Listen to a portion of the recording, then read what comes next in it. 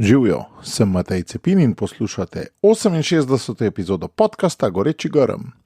Rok Pisk je samostojni podjetnik, ki želi krščanskim organizacijam pomagati pri njihovi digitalizaciji in pojavnosti na spletu. Še zelo dobro se spominjam leta 2014, ko sva se z Rokom spoznala. Bilo je to na skavtski taborni šoli, pri kateri sem sodeloval že kot davno odsluženi bivši skavtski voditelj. Rok pa je bil takrat novopečeni diplomirani teolog, ki je ravno pristal na Zavodu za zaposlovanje. A ni stal v primeru. Po taborni šoli je prišel na socialno akademijo, kjer je enega za drugim sprejemal izzive. Vsak ga je vrgel nekoliko bolj iz cone udobja, nekateri tudi malo preveč. Končni rezultat tega in še drugih podobnih procesov pa je današnji Rok čez 10 let. Danes je mož, oče 4 otrok, ustanovitelj podjetja Kleopas, poleg mnogih slovenskih strank pa po različnih državah sveta, pretežno izven Evrope, dela za tamkajšnje svetopisemske družbe. Pomaga jim pri njihovi digitalizaciji in digitalnem marketingu. Rokova zgodba me navdihuje, ker je zgodba o soočanju z mnogimi dobrimi izzivi, ki na dolgi rok pomenijo ogromen napredek. Je zgodba o človeku, ki je iskal službo, našel pa služenje. Pa tudi zgodba o bolečem soočanju s svojimi šibkostmi in ranljivostmi ter o iskanju močnih točk tam, kjer jih človek morda sploh ne bi pričakoval. In ne nazadnje zgodba o tem, da Gospod vsakomur pripravlja edinstveno pot rodovitnosti, če je v tem procesu le dovolj iskren do njega in seveda tudi do sebe. Je pa še ena stvar. Tega podcasta verjetno ne bi bilo, če Rok sodelavci ne bi postavil studia, v katerem se snema. Zato gremo kar v akcijo. Že veš, kaj je tvoj edinstven prispevek k boljšemu svetu in kako ga udejanjiti? V podcastu Goreči grm razkrivamo močne zgodbe tistih, ki že živijo svoje poslanstvo, zato da lahko ti najdeš navdih, prepoznaš svoje goreče grme in pogumno stopiš na novo pot. Rok, dobrodošel v Gorečem grmu. Živjo. Lepo mi je bilo danes, da ti ni bilo treba razlagati navodil, kako blizu mikrofon dati, ker si to pač ti mene učil v tem studiu. Ko sem bil mlad. Imam kar prvo vprašanje zate. Studio, v katerem snemava, je plod tvojega dela. Kaj si se ob tem delu naučil, glede na to, da je bil to tvoj prvi audio studio? No, ni bil glih samo plod mojega dela, ker smo tukaj z Jankotom, pa Nino, pa ostalimi vrtali in odkrivali kaj in kako. Ampak je bil ena taka zanimiva učna izkušnja.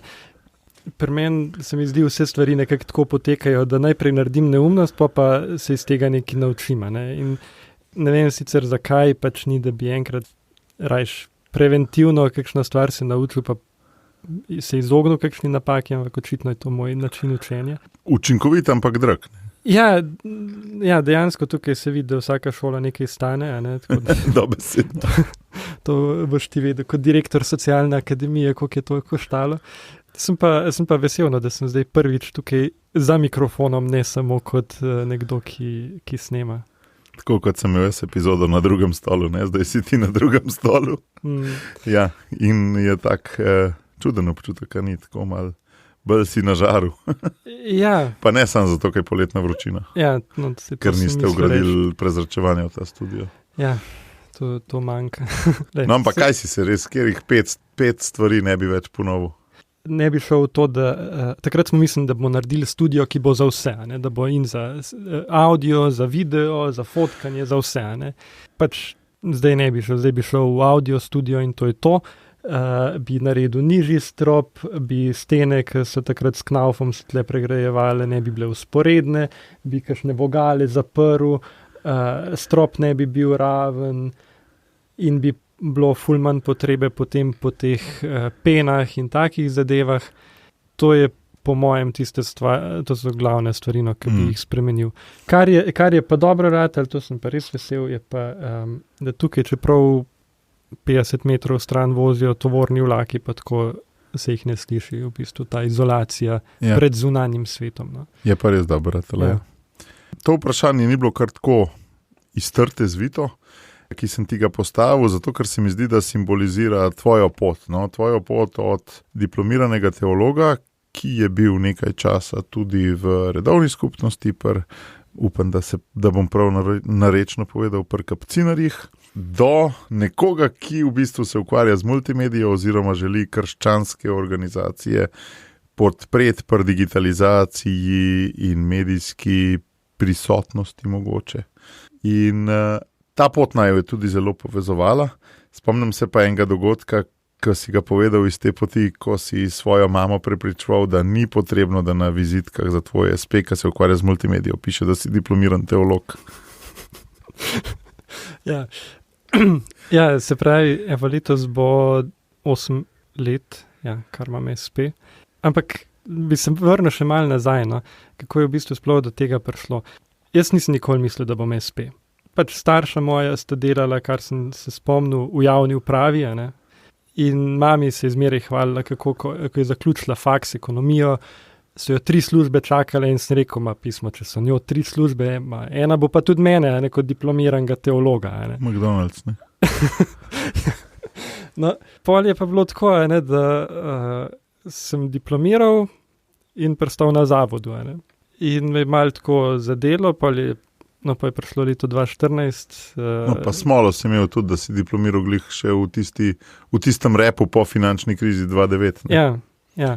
Potem se je pa 2014 pojavilo to, da sem srečal Mateja Cepina, na taborni šoli trener in dobil prvo službo tukaj na socialni akademiji, na enem projektu za dobrega pol leta. Pa se je zaključil projekt, je bilo konc službe in sem spet prestal na zavodu, takrat sva se pol s Tino ženo poročila in sem bil še celo leto, v bistvu več kot leto pa pol sem bil brezposeln. In takrat sem v bistvu še zmeraj tukaj na socialni akademiji predvsej kakšne stvari pomagal, dajo si mi ti take izzive, recimo svojo prvo spletno stran postavil pa tako naprej. In sem videl eno stvar, en problem.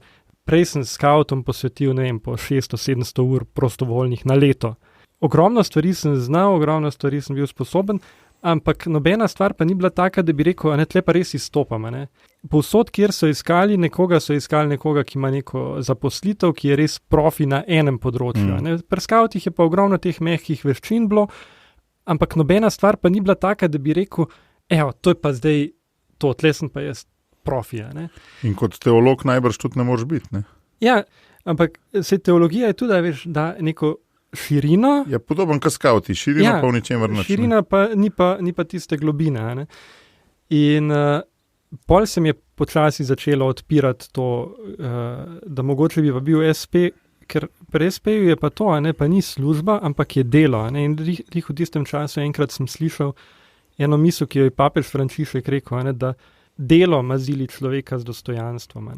Se pravi, delo je tisto, ki daje dostojanstvo. In sam sem recimo to takrat kar močno videl, bila sva s Tino poročena, edini dohodek je bila njena štipendija, meni kot moškemu je bilo težko to, da nič ne prinašam, da nič ne prispevam in sem se sam počutil slabo in nevreden in ne vem kaj. Jaz sem pa videl to, da znam ogromno stvari, ampak so take stvari, ki ni bilo firme, ki bi rekla, mi pa rabimo enega, ki ima tako široke stvari, široko znanje. Ne, pač so pa bile firme, ki so rabile, ali pa organizacije, ki so imele majhne projekte, take, ki sem jih bil jaz sposoben in pač sem videl, da če naberem tega na kup, toliko bo pač se... To je bil premislek od zadaj. V smislu SP, zato ker v nečemer nisi bil toliko dober, si pa bil dober v mnogo malih stvareh. Mislim, videl sem, da to, da bi dobil neko službo, pri enem delodajalcu s takim znanjem, naborom kompetenc, pač ni bilo realno, ampak to, da bi pa več jim pomagal, to bi pa šlo, in jaz nisem iskal delo, in SP mi je omogočil to in mi še zdaj omogoča to, da delam. Ampak kakšna je bila ta transformacija od potrebe po varnosti v ta, lahko bi rekel, tvegani svet, ker vem, da si imel izzive tudi na tem področju, ne? V bistvu SP sem odprl, ko sem še na svetopisemski družbi, se je pokazalo, da bom lahko pomagal, ker je jih zapolnilo tisto tretjino, recimo, kolikor mi je še manjkalo, ko sem preračunaval. Ampak je bilo tako, ta prva leta SP-ja so bila tako, jaz včasih temu rečem prostitucija, pač delaš to, za kar ti bojo plačala. Pa ne, da bi bile kakšne take nelegalne. Nič nedostojnega, ampak enostavno vse vzameš, ne izbiraš. Ja, pač, veš, ne gledaš na to, ali je spletna stran za psihoterapijo, ali je spletna stran za male živali, ali ne vem kaj, ampak pač narediš, kar je treba, toliko, da dobiš nekaj. Pol je pa bilo tako, da so pa, mislim, je pa prišlo počasi do tega, da so me ljudje začeli opažati, da so specifični krogi ljudi me začelo opaziti bolj. Kakšni pa? Katoliški krogi oziroma neki krščanske organizacije. Oziroma, kaj so opažali? A si kakšno tako akcijo imel še dodatno, ker ti si imel zmeren kaj, ne? Ja, včasih sem se zaletel v kakšno stvar, sem dal kakšno, recimo, ko je korona prišla ven, sem začel s projektom Emaus tako čez noč, pač registriral domeno, postavil spletno stran v enem dnevu in nekaj usposabljanja pa take zadeve delal, Takrat mogoče je to še koga malo bolj spodbudil, nekaj je bilo pa čisto po... Digitalno oznanjevanje, ne? Tako, po nekih poznanstvih, veš, ko sem z ljudmi, ki sem jih že odprej poznal, pa že prej delal skupaj na kakšnih drugih stvarih, pa so pol, mi pa tudi rabimo spletno stran, mi bi pa rabili, ne vem, to pa to. In si zaradi tega v COVID-u, če te prav razumem, pol dobil malo bolj krščanske stranke. Takrat se je to precej potenciralo, oziroma takrat sem COVID ti je šel kar na roko, ja. Mislim, na roko, ja. Pač takrat sem potem tudi čistko na načelni ravni sprejel to odločitev, da nekih projektov, ki niso vezani na digitalno podporo v krščanskih organizacijah, niti ne bom sprejemal, ker se mi zdi ponudnikov za spletne strani pa za take stvari je dovolj, ne? Dosti je tudi takih mladih, ki iščejo priložnosti, ki lahko ugodno pa kvalitetno naredijo stvari. Meni je pa tukaj počasi, nekako se mi je kristaliziralo to, da je šel ta SP od nekega samo preživetja k nekemu poslanstvu, Ja. In tudi k neki integraciji v bistvu moje prehojene življenjske poti. A veš, ker so ene stvari, ki so me zaznamovale že prej, od pač katoliške vzgoje do samostana, teologije, skavtov, znanj, ki sem jih pol dobival. Tudi recimo meni je ogromno pomagala žena, Tina, ki je študirala zakonske in družinske študije in pač ob njej pa ona je pač res človek odnosov, in recimo meni je pa tako, ti človeka ne opaziš, ker slabo vidiš, jaz pa človeka ne opazim tako pač. Ker nekaj drugega razmišljaš. Ja, in se ob njej recimo, sem se ogromno tega učil, in zdaj vse to nekako skupaj se trudim živeti, se pravi, da recimo pride neka župnija, spletno stran rabimo v redu. Kaj je tvoja dodana vrednost za tako župnijo napram firmi Gigabit plus XYZ? Po mojem prav to, da imam neko to ozadje, da sem se naučil malo bolj poslušati, kakšne so potrebe in tudi včasih tudi reči, glej, se mi ne zdi smiselno, da gremo v ta projekt. Drugič, da imam nekaj malega vpogleda v to interno cerkveno dogajanje in da razumem pač situacijo neke župnije, take zadeve, da vem, kaj so neke prioritete, da ni treba razlagati, naša župnija ima 5 podružnic, še kaj so pa podružnice, a to je, ne vem, neka svoja organizacijska enota. Pa to predvsem, da te stvari probam delati res ne komercialno, ampak da delam z neko željo pač po oznanjevanju. Sicer, kakšna je pol ta dilema, delavec zahteva svoje plačilo oziroma zasluži? Kako se s tem spopadaš? Ker v cerkvi, mi, ki smo zdaj delali raziskavo o nevladnih organizacijah in odnosu katoličanov do njih, smo opazili, da katoličani imamo zelo, zelo čuden, milo rečeno, odnos do denarja. Za te družbene zadeve, za oznanjevanje, to mora biti vse prostovoljno v veliki večini, ne?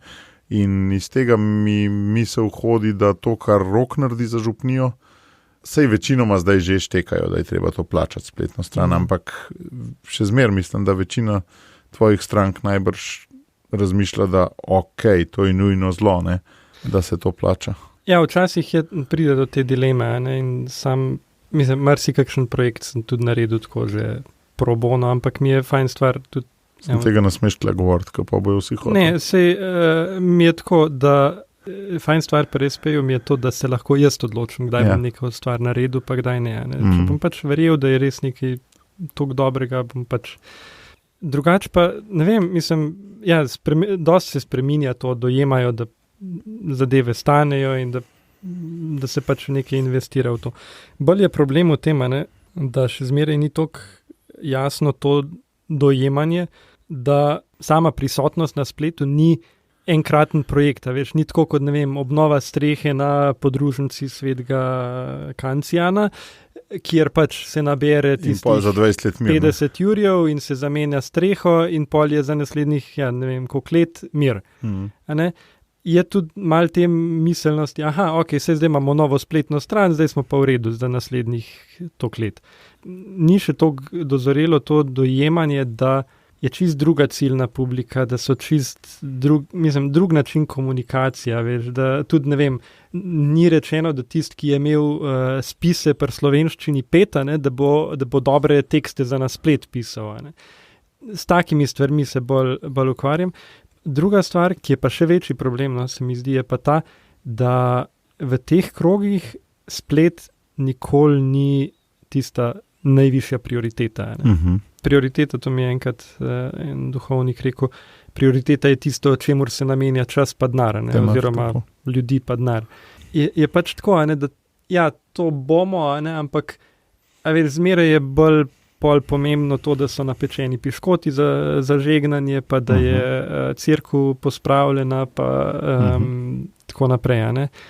Dost projektov je že takih blok, kjer sem lahko sicer z dobro voljo in tako pristopil, ampak se je zataknilo pol pri tem, ker jaz lahko nekaj naredim, ampak vsebine pa morajo ljudje pripraviti.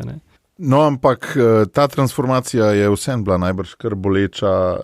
Predstavljam si, da so bili tudi pritiski staršev pa okolice kar močni iz več vidikov, ker mogoče kdo ne razume tega posla sploh, mogoče kdo ne razume te prepada med tvojo izobrazbo pa med tvojim delom, mogoče kdo ne razume sploh koncepta nevarnosti, ki jo SP prinaša, kako je to najožja okolica. Pri ženi najbrž ni bilo problema, to je najbolj važen. Ne, žena me podpira še zmeraj glede tega. Mislim, je bilo za nekatere malo težko sprejeti to dejstvo. Zdaj, ne vem, jaz sicer do zdaj nisem imel nobenih problemov kot SP-ja, veš, da bi varnost, take drugačne zadeve. Pač meni trenutno mi je več kot to, da ne vem, bi imel 13. plačo, pa da bi imel regres, pa da bi imel take in drugačne zadeve, mi več pomeni to, da ne vem, ko gre žena na pregled k dohtarju, da jo lahko jaz pelem, pa tudi njej vem, da pač take stvari pomenijo, ali pa to, da pač lahko delamo od doma in da če se lih 2 otroka pokakata istočasno, da lahko pridem še jaz pomagati zraven iz delovne sobe takrat za 5 minut. Mi trenutno te stvari dosti bolj odtehtajo. Najbrž tudi ta družinsko in poklicno življenje je zdaj leti prioriteta, ko se ti je 4. Jaz sicer zmeraj pravim tako, da sem vesel. Jaz sem eden od tistih ljudi, ki v ponedeljek ne čakamo, kdaj bo petek, ampak bolj v petek čakamo, kdaj bo ponedeljek. To vsi starši večjih otrok drugače. Mislim tam, 4+. Ampak ne zaradi tega, da pač zaradi tega, ker res rad delam. Mislim, tako 95% stvari, ki jih res delam z veseljem. In mi je tako sem hvaležen, da mi ni treba nekih poročil pisati, pa ne vem, kakšne zadeve. Pač to si pa nas izkusil na socialni akademiji. Mogoče zaradi tega imam zdaj tako. Ne vem, mogoče bom čez 5 let pa jaz nekje v eni pisarni na ministrstvu za XY prekladal fascikle, pa tako. Ne vem, ampak trenutno mi je ta način dela dosti bolj blizu. Je pa res to, da ne delam samo na projektih. Kar en velik del je še stalen. Kar en velik del je že tak, ko pač delam in za svetopisansko družbo, za združene svetopisanske družbe sem potem začel delati tudi. Tudi tukaj na socialni akademiji se zmeraj najde kakšna stvar. Če bi mogel res tako, da bi samo, ne vem, spletnimi stranmi se preživljal, da bi mogel stalno iskati nove stranke in tako naprej. Tisti bi bilo težje. Ok, se lahko nekaj pol z raznimi vzdrževanji, ampak težje bi bilo. No. Ampak ta tvoja transformacija je pa v eni točki, ne vem koliko let nazaj, privedla tudi do tega, da si pa kar po celem svetu za vse, mislim za veliko svetopisemskih družb, tudi iz ne Evrope, postal odgovoren, mislim, pomočnik njihov zunanji za digitalni marketing in take stvari. In si tako te jaz vidim, pa povej, koliko je to res, pa koliko ni, ne, da si iz Poljanske doline, ki ti je svoj čas pomenila zelo močno referenco, a ne, tudi za to, kaj je prav, pa kaj ne, pa kaj se dela, pa kaj ne. Dejansko zdaj v Turčiji, Keniji, skratka v muslimanskem, grško-katoliškem, ne vem kašnemu se pravoslavnem svetu, popolnoma, ja, jaz te vidim, kot da ti je popolnoma udobno, oziroma da si res dobil to kondicijo za stopati iz cone udobja, no? Jaz še zmeraj bom rekel tako, da ne rad sam rinem iz cone udobja, ne? Pač meni ene stvari so mi udobne in tam bi rad bil. Je pa res, da... To smo vsi, veš, po moje. Ja, je pa res, da sem pa na svoji poti srečal predvsej ljudi, ki ste me, malo zbrcali ven iz te cone udobja. In da sem tudi prek tega potem dojel, da je to nekaj dobrega. Da takrat, ko me nekdo malo ven zbrca, pol se nekaj premakne. Tako da ja, zdaj za to delo, za svetopisemske družbe, jaz vem, takrat, ko sem se prijavljal za razpis za svetopisemsko družbo, meni najhujši strah je bil, da bom tam s protestanti delal, ne.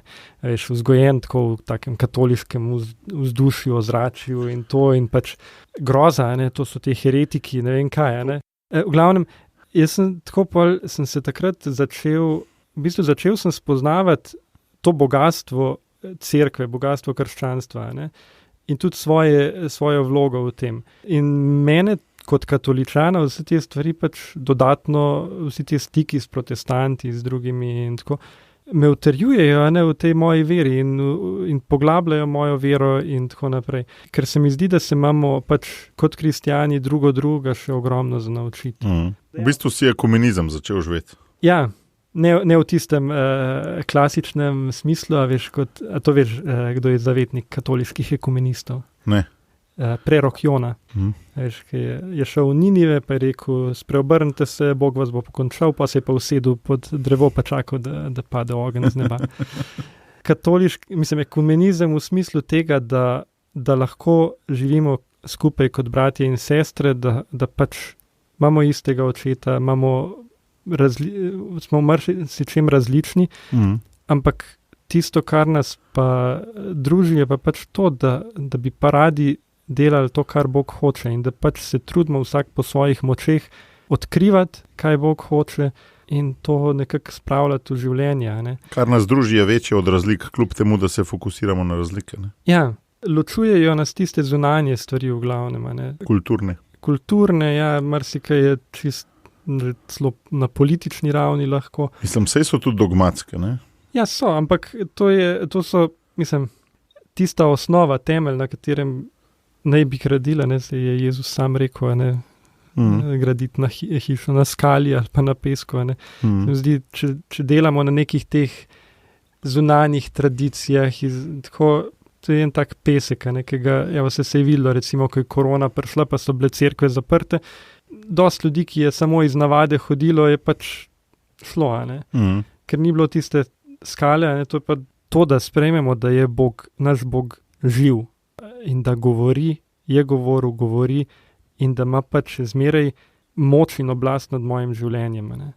Ne glede na to, a bojo tako ali drugače rekli, a bo tak ali drugačen referendum, pač to mi je lih na svetopisemskih obtorkih imamo molitev in tako beremo Božjo besedo. Ena stvar, ki mi ful močno v zadnjih mesecih odzvanja, je to, ne glede na to pač politika, zakonodaja, karkoli, moj vladar pač je Jezus. Bogu hvala, ne, če je tudi državna zakonodaja v skladu s tem. Samo pač, če ni, pomeni, da ko pride v konflikt ta dva vladarja, Veš, kdo je višji. Ja, recimo mi je zanimivo bilo, se ne vem, boš izrezal, če ni relevantno. Dostikrat primerjam svetopisemske prevode, ne? Ker včasih, ko je kakšna težka stvar za razumeti, pol pogledam druge in vidim, ok, to so mislili. Najljubši prevod, tisti, ki ga največkrat grem pogledati, je havajski. To je taka polomljena angleščina. Je tudi za tiste, ki uporabljajo. Ki je nismo imeli 5. Ja, ne pa, če kdo uporablja aplikacijo YouVersion na telefonu, svetopismo, je tudi tam noter Hawaiian Pidgin Bible. Tam sem imel tudi nekaj zraven, ne? Proste vmes. Zelo malo, tam Balen sodelavc zdaj skrbi za to. No, v glavnem, oni prevajajo nebeško kraljestvo kot Where God Stay King, kjer je Bog kralj. In jaz sem to, pač Božje kraljestvo sem si izmeraj tako predstavljal teritorijalno, veš, pač tako kraljestvo, kot je, ne vem, Velika Britanija ali pa, ne vem, tako, neka država, ki ima svoje... Neki pa ni, ne? Ja, ki ima svoje meje, in znotraj te države je pač nek vladar, ki vlada, ki določa zakone, ki skrbi, da se redi in tako naprej. Pol je pa pač meja in izven te države pa pač... So pa druga kraljestva. So pa druga, ja, ne?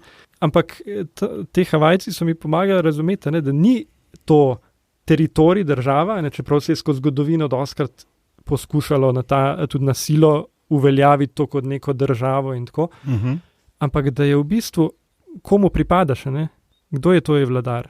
In zdaj ni važno, je tle Golob ali je Janša ali je ne vem kjerkoli, moja pripadnost ni temu. Ja, jaz sem Slovenc, sem ponosen, vesel, hvaležen za to, da živim v tej državi, ampak če bojo sprejemali neke zakone, ki bojo proti temu, kar tisti, ki je pa moj vladar, pravi, pač jaz se ne čutim dolžen, da bom te zakone izpolnjeval, ne? Se ne bi mogel bolj strinjati s tabo, kot se res zelo, kot človek, ki dela na področju usposabljanja državljanske vzgoje pa državljanske pismenosti, ne?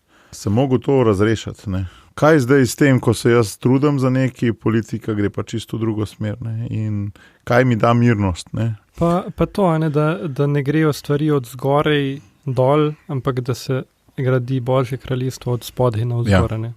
Se pravi, Jezus ni zavzel politične pozicije, ampak je mu bilo dovolj ena majhna skupinca. Ne? Ja, ko so ga hoteli za kralja postaviti, zmeraj se je umaknil. Je pa zbral 12 apostolov in pač s tistimi 12, ki so šli po celem rimskem cesarstvu in so spet ustvarjali malo občestva in spet oni učenci naprej. Ampak še zmeram je pa tukaj past, ne?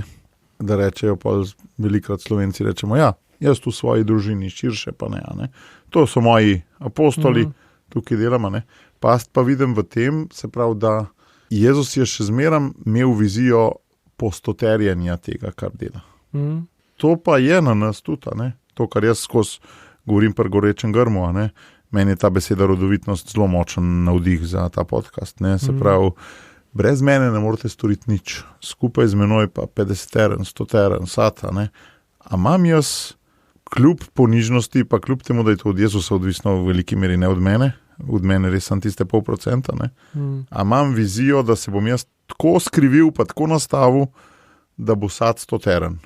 Ne sam moja 2 otroka ali pa mojih 6 otrok, to je to.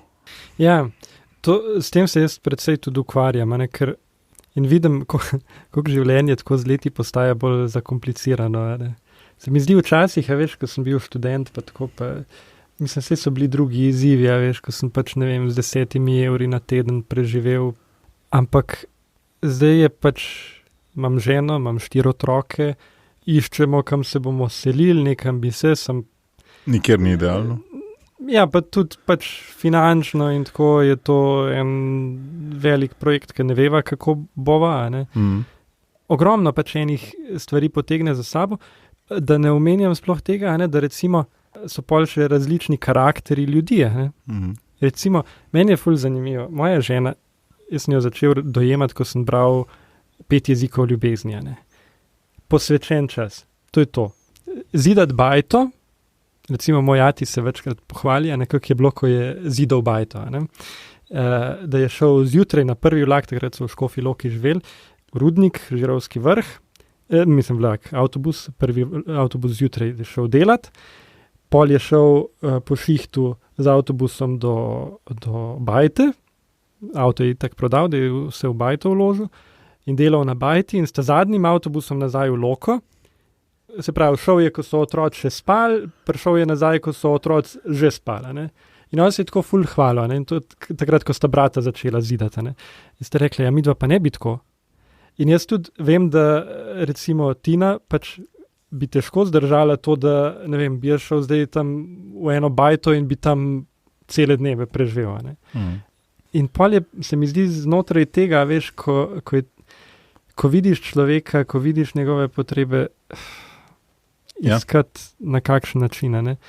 In tudi tukaj je pol to, koliko lahko skupnosti daješ. Ne vem, jaz se tudi ful lovim glede tega, veš, koliko, ker po eni strani, veš, pa tudi tako razmišljam, le se tudi to delo, ki ga imam, ne. Jaz včasih o tem razmišljam kot o eni taki diakoniji, ne diakoniji v tem smislu, kot jo imamo, kot recimo, kdo bi pomislil, ne vem, na diakone v cerkvi, neki, kakšen profesor na faksu je rekel, da so to liturgični okraski, pa brez zamireni, ful veliko dobrega delajo tako v tem smislu, kar je v apostolskih delih napisano, skrbi za uboge in oznanjevanja in tako, ampak v smislu služenja cerkvi, ki ni v smislu duhovnih ali pa telesnih del usmiljenja, jaz včasih v hecu mal zares rečem, da bi mogla obstajati še digitalna ali pa virtualna dela usmiljenja, ne, se pravi, da pač ti omogočiš nekomu, da obstaja, ker ne vem, delam s svetopisanskimi v zalivskih državah, recimo, kjer pač večinoma podtalno morjo ali pa ne vem, pač se mi zdi pomembno, ampak recimo to lahko znotraj delovnega časa jaz delam, ne? In sem hvaležen, da lahko. Je pa izven tega, je pa potem to pa še iščem, na kakšen način. Ne vem, zakaj bi imel to potrebo sploh kaj dost. Mislim, sej vedno daš kaj, veš, ali daš v svoji službi, kakšen popust nekomu, ali daš, mislim, po moje to diakonija, to služenje se ne odraža nujno v količini prostovoljnega dela, se pravi, koliko dela si opravil brezplačno. Po moje je to ena drža, ki si jo recimo, ne vem, mi imamo oba take službe, ki sva jih na nek način sama, pa upam, da je bil vsaj mal Jezus pa obeh zraven, ustvarila, ki izvirajo čisti iz najnih gorečih grmov, do teh mimogrede bi reč, če da prideva počasi, da ne bo nama prej epizode zmanjkali. Pol je pa meni vprašanje, kakšno držo srca bom imel? A bom današnji dan posvetil rasti Božjega kraljestva ali ne? Tista plača itak, pač, če bo Bog dal, bo prišla. A ne? In ni toliko odvisno od tega, a bom jaz danes skrbel za rast Božjega kraljestva, ali bom sam rekel, da odfuram, tole pa je. Ja, se strinjam. Pač. Zelo lepo mi je bilo prej, ko si rekel, da je Bog tvoj gospodar in sem se sprašval, ti pač na eni zelo visoki, mislim, na eni visoki stopnički tega, da to artikuliraš, tako bom rekel, ne? Nihče ne zna najne vere zmeriti tvoje, ne? Ampak poveš, a ne? In kako so bile te stopničke do tukaj, ne? Me res zanima, recimo, kakšna je bila vloga samostana pri temu najprej, evo, za notar iti in za ven iti in tako, to sta bile 2 stopnički najbrž. Jaz bi začel še prej, ne? Se pravi, odraščal sem v Polanski dolini, tako zelo katoliško okolje. Recimo, ena stvar, jaz se ne spomnim, da bi med sošolci imel koga, ki bi imel ločene starše. Ne.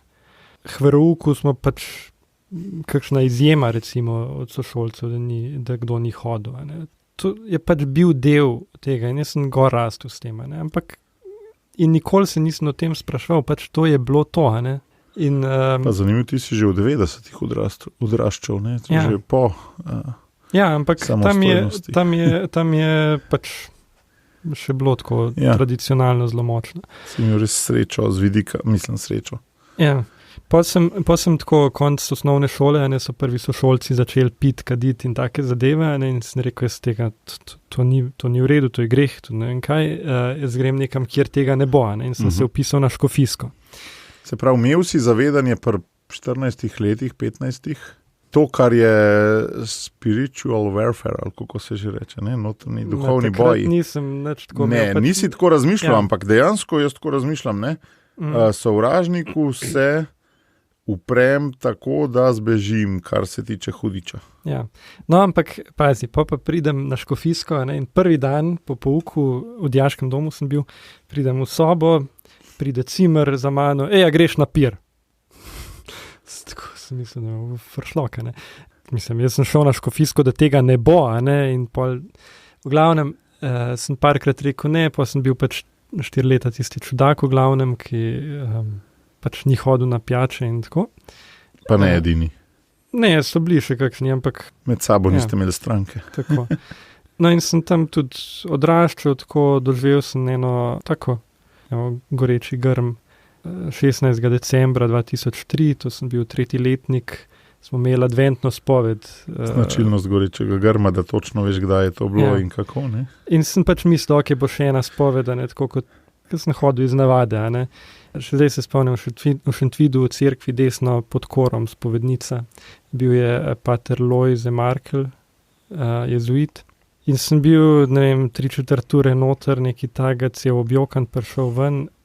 Jaz ne vem točno, kaj se je dogajalo takrat, ampak res eno tako močno duhovno izkustvo je bilo. Konc tistega letnika, se pravi 2004, je imel pol v naši župniji brat Jurij Štravs, kapucin, novo mašo.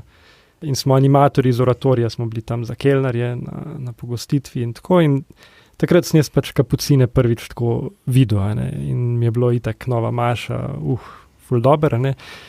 In v meni se je takrat pol začelo to, a veš, Bog, kaj je Bog zame naredil, a ne, zdaj bom pa jaz, ne, nekaj za Boga, ne. In tako in je pač to razmišljanje, ne, in obenem pa te spomini, a veš, nova maša, vse to veselje in tako naprej, a ne, te bratje navdušeni in tako.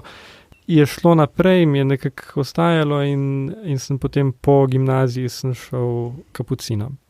Sem bil 1 leto v Vipavskem križu, potem sem šel v noviciat v Italijo.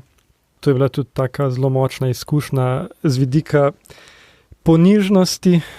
A veš, ko prideš iz vasi, ki ima 100 prebivalcev, tam nek med hribi, v Italijo, tuj jezik, tuja kultura. V katero mesto si to šel? Sant'Arcangelo di Romagna, to je blizu Riminija, tam na Jadranski obali, južni del Padske nižine. Tudi ni očitno mega mesto, no? Ne, pač tako velikosti neke Škofje Loke, recimo. Takrat se spomnim, recimo, en prvih dni smo pomivali posodo po kosilu, ne, in Italijani tam začnejo, tam en čez druga, dreta, veš, in tako, in jaz sem mislil, da se bojo pobila, veš. Pač, ker če v Sloveniji, da bi se na koga tako začel dret, mislim, se ne dela tega, ne. Jaz tako, veš, idealist, sveti Frančišek, veš, tako, da imamo mir, moramo se imeti radi, smo bratje, ne vem kaj, ne. Tako čudno gledajo, ne, pa vidim, da tako pač čez 10 minut, veš, so oni pač čisto normalno komunicirali naprej, prijatelji bili tako, ne. To sem rabil dolg časa, da sem dojel. In sem se počasi navajal na ta italijanski način govorjenja, tudi se spomnim, ko sem pol prišel po zaobljubah nazaj na počitnice, so mi vsi prijatelji tako, veš, pa kva ti toliko glasen govoriš zdaj, ne, ker pač jaz sem introvert po naravi in tam sem se pa tako drl in to. No, v glavnem, plan je bil, da grem za 1 leto, pol ni bilo nobenega drugega ponovinca v Sloveniji, se pravi kapucina, ki bi študiral, in so rekli, da bi še 1 let pač me pustili v Italiji. In sem začel, mislim, takrat mi je bilo tako, ne bom jaz še 1 leto v Italiji, ne. Ampak ja, sem pač sprejel in sem pol še 1 leto bil tam v enem drugem samostanu, Scandiano, blizu Reggio Emilije, in sem tam začel študirati. In tam sem se pač tako, navadil sem se tega italijanskega načina življenja in mi je ful prerasel k srcu. In ko sem po tem letu, leta 2008... Kave še zmerno piješ, mislim, da? Ne, to pa ne. To so se matrali, ampak jaz še zmeraj ponosno povem, da si s kavo še nisem namadeževal svojih ust, čeprav so probavali vse sorte Italijanje. No, v glavnem 2008 sem se potem vrnil in sem še 1 leto bil v Štepancu. Pri kapucinih sem naprej študiral, ampak takrat se je pa pol, zdaj zakaj to bi lahko se razpravljalo, ampak ena stvar, mislim, gotovo ni prav zelo dobro vplivalo to, ta vrnitev iz Italije in to. V Italiji sem se lih naučil tega odprtosti, to, da sem pač stvari spravil iz sebe. In meni je tako blazno dobro mi je dela, veš, kot introvertu, da sem lahko pač se na koga zdrl in da to ni bilo vzeto kot slabo, da sva pač pol midva lahko normalno naprej komunicirala. Ko sem prišel v Slovenijo s temi navadami, pač sem videl, da to pač v Sloveniji ni glih najbolj zaželeno, tak način izražanja.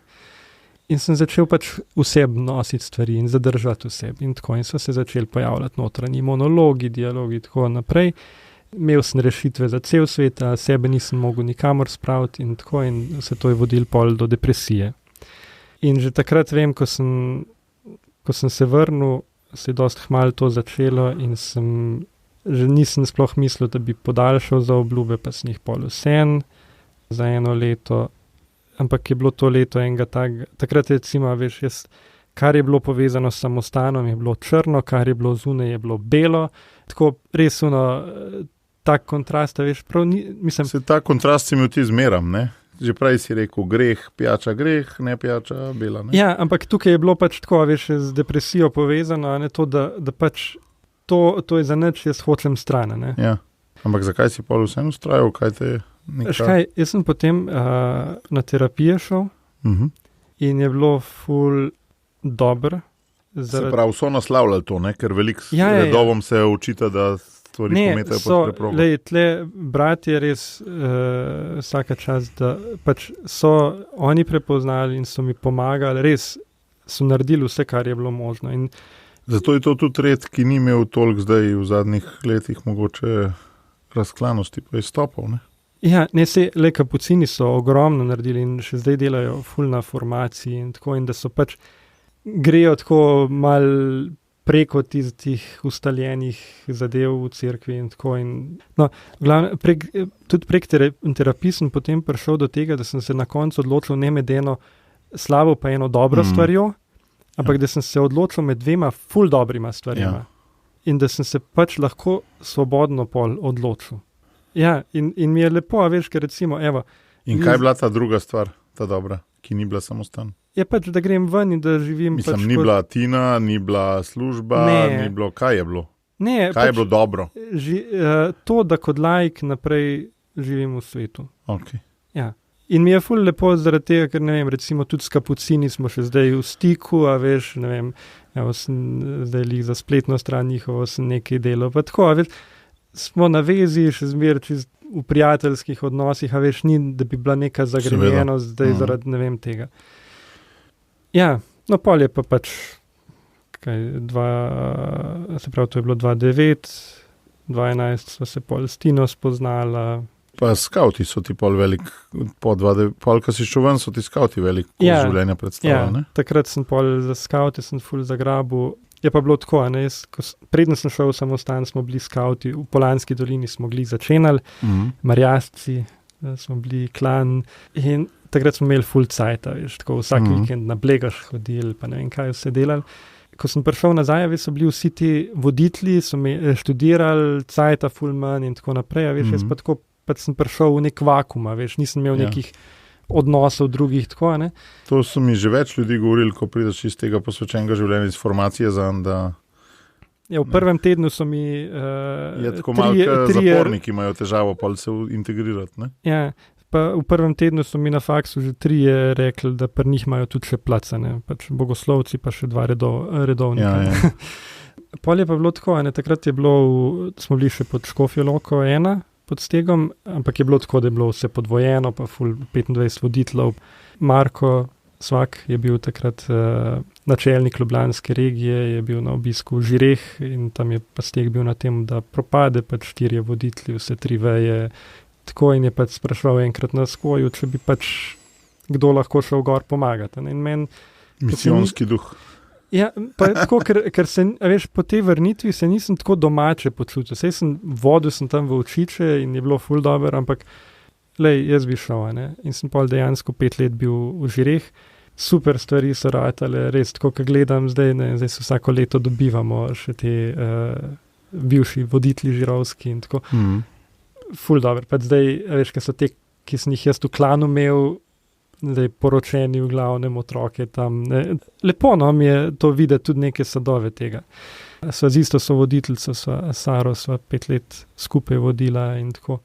Pol so pač me še nekako porajtali, da so me še na državno raven spravili, da sem bil še državni voditelj za popotnike. Ampak spet si se znajdel v enem mehurčku, si rekel velikrat, ne? So bili pa skauti, ne? Izven skautov je bilo spet vse malo črno. Mislim, črno, pač nepoznano je bilo, ne? Posledično je pa to tudi nevarno, ne? Ja, ker pri skautih je tudi tako bilo, ne? Jaz sem zmeraj imel to srečo, da sem imel zraven sebe sovoditeljico, ki je bila taka, da je naredila stvari. Jaz sem bil pač zmeraj bolj nek ta ideolog, ali kako bi rekel. Recimo v državnem vodstvu, pač jaz sem ful se zagnal za to, da se je popotovanje k sreči, to knjigo od Pavla prevedlo in tako.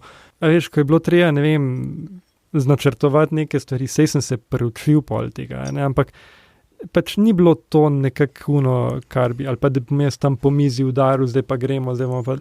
Ne, pač jaz sem bil bolj tist, ki je razmišljal, sem pa imel in Sara recimo v žireh je bila taka, veš, zelo cak, naredila vse, pripravila, tako Petra v državnem vodstvu, pač in to recimo še zdaj vidim, da jaz sam pa nikoli nisem mislil, da sem tako odnosno bitje v smislu tega, da rabim, da se stvari skozi dialog, skozi komunikacijo, skozi odnos pač razvijajo. Tega sem se potem ob Tini predvsem učil, ker ona je pa zelo izrazito taka odnosna. Se pravi, 2009 do 2014 je bilo tako zelo močno zate skautsko obdobje, pa Tino si tudi spoznal bodočo ženo, ne? Ja. Pa so se pa midva spoznala. Ja. Kaj ti je pa ta udejstvovanje na socialni akademiji dalo v zvezi s tem tvojim razvojem? Najbrž ne toliko duhovnim, bolj kariernim vsem, ne? Ja, najprej sem sploh vesel bil in hvaležen za to, da sem sploh dobil priložnost. Si rekel, sploh prva služba, ne? Prva služba, ja, in v bistvu edina taka služba do zdaj. To, da sploh nekdo me opazi in pomisle, da bi mogoče pa lahko, Sej, pustimo to, koliko je bilo učinkovito takrat, pa tako, ampak je pa potem v bistvu bolj, bi rekel, ta leta po... Če te lahko tle prekinem, ne? Meni se je že partkrat izkazal, da če bi gledal sam prvo leto in midva so poslovno, mislim, na plači sodelovala samo 8 mesecev, ne? Ampak na redni plači, ne? Ampak da prvo leto, če gledaš prvo leto, sploh ni učinkovito, ne? Ampak polka pa čez 10 let gledaš sumo, ne? Ja. Kaj je sinergija prinesla, ne? In če bi dejansko človek gledal samo tako kot delodajalci, in to je meni kot delodajalcu ful težko, ker delodajalcu resnici ful tvega. Ja. Rečva skoraj, da mora enoletno plačo vložiti, pa ne vedeti, kaj bo, in če so prioritete, mislim, če ne stojiš glih finančno tako, da si to lahko prvošaš, in nobena krščanska nevladna organizacija, mislim, saj te, ki jih jaz poznam, niso take, ne? Je to zelo, zelo težka investicija. Ja, na začetku je bilo ta projekt popotniško novinarstvo. Takrat sem videl, v bistvu mi je dal malo videti to, koliko sem bil omejen na skautstvo, ker meni je recimo bilo že to načrtovati, ne vem, nek vikend tam za te pa pol neke dogodke, pa tako. Tam sem te jaz dal za projektnega vodjo, misleč, da skauti itak vzgojijo projektne vodje. Ja, samo jaz sem bil skautski projektni vodja. Pa ja, sam ne vem čistočen, jaz sem vsem mislil, da te kompetence so bolj prenosljive. Ja. Ne? Da pač, če se naučiš, na mene pa cilje pa 3 glavne v bistvu nevarnosti, ki utegnejo priti prepoznati pri skautih, da jih znaš tudi druge. Ne? In si pa bil, jaz sem te pa pol videl zelo neproaktivnega. Ja. Proaktivnost mi je pri vodji ena ključnih stvari, tam se vse začne. Drugače rabaš vodje, drugače rabaš sam menedžerje, ki bojo izvajali tako, kot boš ti rekel. Zelo prav, ne? In jaz vem, da takrat pač ni, da bi rekel, da bi se pohvalil zdaj s tem projektom, kaj sem naredil, pa tako pač nimam kaj se zahvaliti. Ne? Mi je v bistvu bolj... Na koncu je še zmer čist dober ratelj, ker so se taki fini ljudje okrog zbrali. Ja. Ne po moji zaslugi, ampak ja. Ampak kar mi je bolj dragoceno bilo na socialni, je bilo pa pol naslednja leta, ne? Že 2015 recimo, ko sem bil brezposeln, In vem, ti si imel zmeraj kakšne take mini projektiče za tako. Jaz sem imel, kar sem le lahko, ne? Ja. Kjer sem videl sinergijo med nama, ne? Ja. Je bilo pa tako, da ko sem te tudi jaz po tistem failu, ne, projektnem videl malo kot ne, za ta velike stvari ni dosti proaktiven, ne, takrat, ne, zdaj te vidim čist drugačne, glih, zato mi je fascinantno, ne. Ja. Ok, treba mu dati take, da jih še obvlada, ne. No, sej, in si mi jih dal dost in sem prek tega pol tudi sam se razvijal, ne. A veš, pač takrat so bile, prvo WordPress spletno stran, globalna Slovenija, veš, to sem recimo takrat. Tako počasi, sem neke stvari prevzemal in sem ful hvaležen, da tudi si multimedijskih, ne? Ja, multimedijskih, recimo takrat je pol 2015 sem delal ta dokumentarc o patru Ivanu Žužku, ki mi je mimogrede, če kdo slučajno tega ne ve, pejte pogledati ta dokumentarc, preberite, letos je Lucija Čakš-Šmarnce napisala o njem, patru Ivanu. Je človek, ki je nek goreč grm tudi zame. Pa za Petra Lovšina, ustanovitelja, mislim, enega od očetov slovenskih skavtov, ne? Ja, je spet socialna je dala tist prostor, da sem lahko ustvarjal, ne? Ja. Inkubator. Ja, inkubator dejansko, kjer sem se razvijal in kjer je potem tudi v bistvu iz vsega tega, ne? Tvoj SP nastal, ne? Tako. Jaz si težko predstavljam, kako bi brez, ko si govoril, o proaktivnosti, pač jaz res rabim to, da me nekdo mal zbrca, ne? Ampak zdaj je prišlo že do tega, da recimo imam sestank, se dobim z nekom neki, ali pa ne vem, je kakšna stranka kliče, a bi se dalo to pa to. In pol jaz za nekaj časa obmoknem, ne? In pol tam, ne, sej ni tako nujno, ne? Ampak jaz rečem, ne, glej, si mi dal zamisliti, ne? In to cenim, če mi nekdo da zamisliti, veš? Ker to je neka stvar, ki ni rutinska, kjer moram začeti tam in mi začne v glavi kalkulirati, ali se bo to dalo, ali se ne bo dalo, koliko časa bo to vzelo, ali je boljš pač opustiti to idejo. Kaj je tvoja formula za karierni razvoj? Kaj je prožilec kariernega razvoja? Jaz bi rekel pravi izzivi. Se pravi, kakšen pa je to? Tak, ki te porine v cono učenja, ne v cono panike. Pa ki te ne pusti v coni udobja. Tako kot najna Češka, ne? Recimo. To zgodbo še moraš povedati.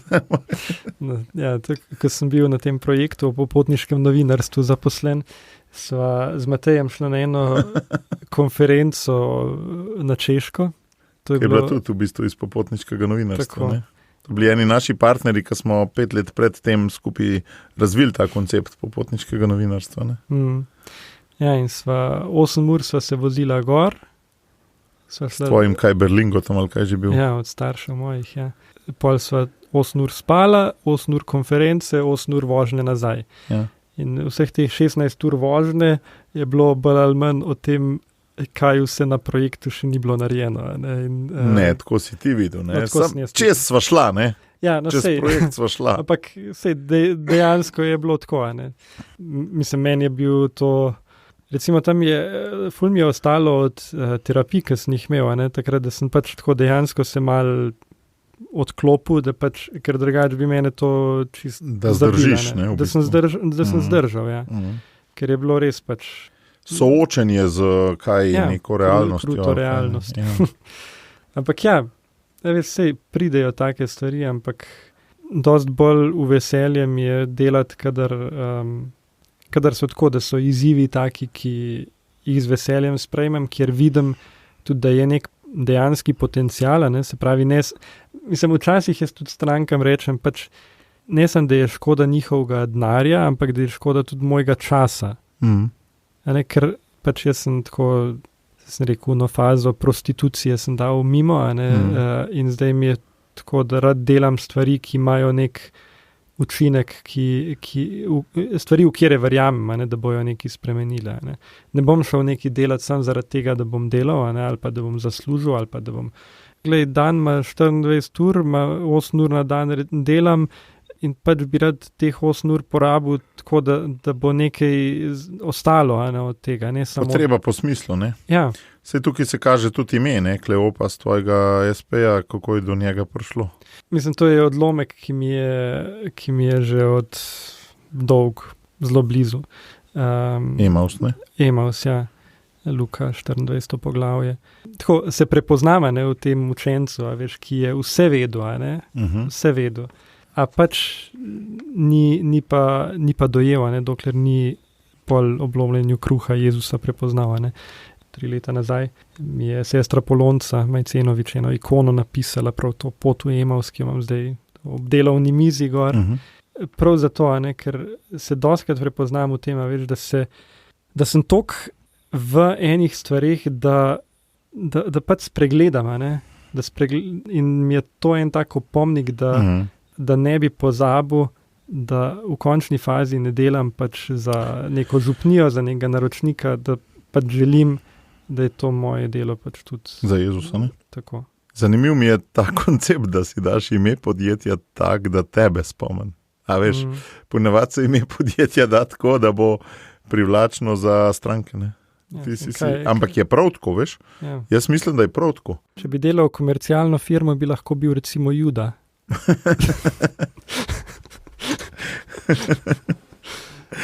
Ne, res se mi zdi, no. Zato, ker, kaj ti prodajaš svoje edinstvene talente, to je en vidik, ne, in je prav, da tebe spomni. Drug vidik je pa tudi, kot si rekel, ja, to diakonijo na nek način osvetljuje to ime, ne. To služenje, ki ga hočeš furati, da služba ne bi bila služba, ampak služenje, ne. Ja. Okrog 40 leta se mi zdi, da nasploh v naši kulturi pri takih ljudeh, kot sva midva, jaz sem zdaj že proti 50, zato se toliko bolj še spomnim, pride vedno večji izzivi v službi, ki jih sicer mogoče skozi bolj tudi obvladuješ, ampak vendarle ratuje vse večji po eni strani, po drugi strani vedno več otrok, po tretji strani pa tudi neki taki veliki gmotni premiki zaradi večje družine in večjega števila otrok. Jaz sem bil zelo podobno, no, jaz sem tam že, ko sem bil 40 star, koliko si star sploh? 37, ja. Ja, ti si malo prej že, ampak jaz tudi tam nekje, ja, ko se je pri nas Klara rodila, ta 4., ki ima zdaj 9 let, ja, so se pri nas začeli večji infrastrukturni problemi kazati, ne. Pa pol tudi zdravje počas tam okoli začne najedati, ne, kakšne probleme kazati. Kako doživljaš po svoje en vrhunec svojih moči, po drugi strani pa eno ranljivost v tem obdobju svojo? Zaenkrat, hvala Bogu, no nekako uspem te zadeve kakor tok pelati. Vidim pa, da sploh kar se tiče selitve, se pravi, da najdemo nek trajen dom, zdaj smo pač pri starših, ampak ne bomo mogli za večno tam ostati. Zdaj, ne vem, jaz nimam nekega takega občutka, da bi se zaenkrat že ful neke stvari spreminjale v življenju.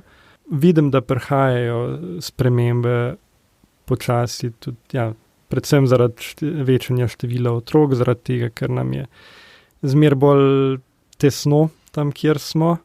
Tudi zaradi tega, ker pač ena stvar je to, da narediš otroka, če tako rečem, drugo je pač, da živiš kot družina, da mu posvetiš čas, da, mislim, so otroci, ker, če tako rečem, precej požreš na bitja, ne sem, da zmer več pojejo, ampak da tudi rabijo zmer več tvoje pozornosti, da je vsak, trenutno imamo tako, 7, skoraj 5, skoraj 3, pa zdaj 3 mesece stare, so toliko na različnih nivojih, en je že 1. razred zaključil, Eva ima še 1 leto do šole, je že samostojna, predvsej Ruta, tudi Elija v plenicah. Tako.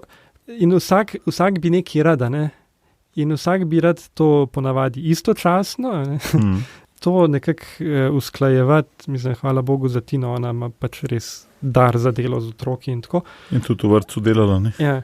Ne vem, se še lovim, tukaj res ogromno mi pomeni to, da s Tino lahko pač se pogovarjava o teh stvarih. To mi je bila tudi ena taka zanimiva stvar, pač midva sva taka različna. Če ona reče, da mi ima nekaj zapovedati, to pomeni pač 2 ure se usesti in bo govorila. Če jaz rečem, da imam ful zapovedati, to pomeni ponavadi, da v 2 minutah povem, in pol ona čaka, ja, No, povej naprej. Ne, saj to sem hotel. In tako je bilo tudi prednje šla roditi. Meni so obdobja po porodih, sploh pri puncah, ta drugi pa tretji, ne, bila ful naporna. Pač bi vse rad poskrbel in tako, ampak pač nisem zmogel, ne, in sem bil že jaz pol v neki taki poporodni depresiji gledane. In zdaj prednje je šla Elija roditi, sem pa jo povabil za obletnico poroke na sprehod, na sladoled, in so šla do Visokega, to je 5 kilometrov peš, bila je ona že na rok, takrat oziroma že čez rok, da bom jaz nekaj povedal. Ne. In sem tako pač prvih 200 metrov naredila, ne, in sem jaz povedal, kar sem imel, no, ampak so šla pol vse naprej. Sem rekel, lej, jaz bi rad imel tebe 15 minut na dan zase. Tako da pač ti malo povem, kaj se z mano dogaja, pa to. Lej, meni ni problema biti taksist, kuhar, pomivalc, pravc, vse delati. Sam pač, lej, jaz bi rad tebe kot ženo imel 15 minut zase. Ja, to si v četrto uspel prepoznati, a veš. Ja, predstavljaj si, da bi imel povprečje število otrok, ne 1,2, tega pač ne prepoznaš. Ne. Ja, sem takrat tudi mogoče niti ni tak problema. Ne. Ja, mogoče res je. Ker vmes vse malo spi. Ja, je pa res to, ne, da to je pač po enem navdihu je bilo. Ne. Tako sva šla na tisti sprehod, da sem rekel, lej, to ti moram povedati, sem povedal in pa so v bistvu še skoraj 5 kilometrov tja pa še nazaj o tem razpravljala, razdeljvala. Ne. Pol je pa tako, ne, pa so pa še druge stvari, ki mal visijo nad glavo. Ne. Se pravi, ko se je Emanuel rodil 7 let nazaj, so meni diagnosticirali multiplo sklerozo, ki je sicer zaenkrat, hvala Bogu, v remisiji, tako da ni bilo nobenih zagonov ali karkoli, da lahko še zmeraj čisto normalno funkcioniram, brez zdravil, brez vsega.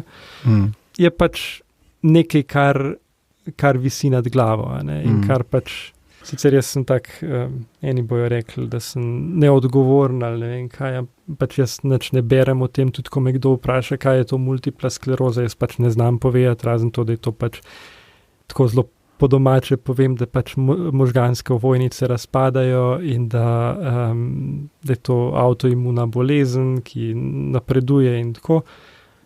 Ponavadi pol, ko mu to povem, pridejo vsi, ja, pa bi mogel to jesti, pa uno jesti, pa to delati, pa drugo, pa ne vem kaj. Jaz se držim najbolj tega, ko so mi kakšni bolniki ali pa svojci bolnikov rekli, da najbolj stres vpliva, tako da se izogibam stresa, vem pa, da če bi bral take stvari, pa poslušal take stvari, mi pa lih stresa bilo dosti. Ja, se mi zdi ravno ta ranljivost, a veš, ki je tudi Mojzes imel ob gorečem grmu, ne, da je ena taka sestavina gorečih grmov, no, da po svoje imamo tista hrepenenja, tisto pot, ki se nikoli ne konča, po drugi strani pa tole ranljivost, ne, in to nas pol spodbuja, da se zanašamo na Kristusa, ne na se. Ja. Tukaj je, se mi zdi, glavna umetnost za enega tazga desca, kot so mi dva. To nekako v svoj miselni sistem naložiti. Zanašati se na nekaj, kar fizično sploh ni prisotno, kar še nikoli nisi videl, imaš sicer neka občutja, za katero vedno obstaja senca dvoma, a je to bilo zdaj 100% pristno ali bi vse nek bias, ne? In kako se zdaj na to zanesti. Ne? Ja, to je meni eno tako vodilo, ne, da kar bi rad, da ne bi sledil tisto, kar pravijo, ne, zanašaj se na se, pa ne vem kaj, pa poslušaj, ne vem kaj, pač ne. Pa bodi to, kar si. Bodi to, kar si, pač ne, glej, jaz bi rad bil to, kar Bog hoče in bi rad bil tam, kjer on hoče in bi rad pač delal, kar on hoče, ne da jaz pač se trudim prepoznavati v tem, kar je, v ljudeh, ki jih Bog pošilja tudi na mojo pot, iz tega prepoznavati, kaj on hoče in kje lahko jaz nekaj naredim in kje lahko on uporabi mene kot orodje s tem, kar mi je dal, tudi s temi izkušnjami življenjskimi, ki sem jih po vseh svojih napakah nabral, kje lahko zdaj on mene uporabi za pač rast njegovega kraljestva. No, veš, če se vrnem nekje na sredino epizode in zato se mi ne zdi potrebno prostovoljno delo. Ta drža, ki si zdaj le povedal, se meni zdi tista stvar, ki odloča, a daješ skupnosti ali ne. Meni se zdi to, taka drža bolj smiselna, kot pa drža, da imaš 2 uri prostovoljnega dela na teden. Ne? Pa tudi tako je, ne? Se mi zdi, da se tudi s časom precej spreminja. Ne? so obdobja, ko sem imel dosti časa za prostovoljno delo in je čas zdaj, ko ga pač nimam. Ampak verjamem, da nekoč tudi bo lahko spet čas za take stvari in da pač ni narobe, ne? Da ni narobe. Mi je včasih kar mal gre na živce, ko kdo reče, ja, bi mogli, ne vem, biti bolj aktivni v župniji, bi mogli to. Ja, super, lahko tisti, ki lahko zdaj, ne? V naši družini trenutno tega si težko privoščimo. Kar dejte, ne? Ja. Jaz imam čisto vest približen. Ja. Hvala, Rok, za to pričevanje. Še posebej mi pa en mir povzroča dejstvo, da sva skupaj rasla, no, in da tudi osmišlja, tvoja zgodba tudi malo osmišlja moje delo, zato ker moje delo nikoli ni bilo načrtno, da bom jaz neki pomagal ali pa karkoli, ampak sem pač skušal slediti tako kot ti najni komunikaciji z Bogom, ampak ob tej krošnji, enkrat sem imel prav videnje krošnje, v kateri ptički rastejo in dejansko takrat še nisem vedel, v eni tišini, še nisem vedel, da je Simona drugič noseča, ne. Res rasel en ptiček, no, ne. In tudi za svojo karierno delo sem imel tako. In ti si mi po moje tak največji, ta ptič, ki, a veš, jaz nisem se ukvarjal toliko s to krošnjo, ampak pol, ko gledaš skozi leta nazaj, so pa rasel, ne. Hvala za vse priložnosti, ki si mi jih dal, da sem lahko rastel in zato, da lahko zdaj v tem studiu, če smo začela studijem, da lahko zdaj tudi jaz en del tega podelim, no, kar je Bog delal. To sem ti pa jaz tudi hvaležen, Rok, tega podcasta verjetno ne bi bilo, če ne bi ti studija naredil. Ne? Ja, hvala.